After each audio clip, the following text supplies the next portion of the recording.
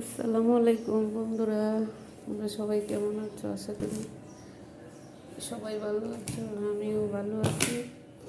এই আমার আজকে দুপুরের মেনু, আজকে বাসায় আছি তাই এখানে ওই যে নুডলস, আর এখানে হচ্ছে শিং মাছের ডিম, সব একসাথে বড় বানিয়ে ফেলেছি।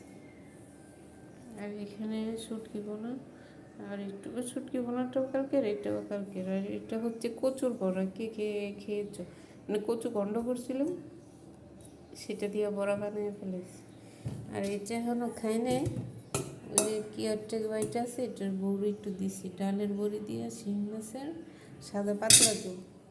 এটা হচ্ছে পেটের জন্য ঠান্ডা খাবার। আর এখানে পাঙ্গাস মাছ বোনা, আর এখানে কাঁঠালের বিচি একটু আলু দিয়ে, এখানে হচ্ছে ওই কী যেন বলে, চাপা শুটকি দিয়ে। কি সুন্দর খাইতে, যা লাগবে না সেরকম।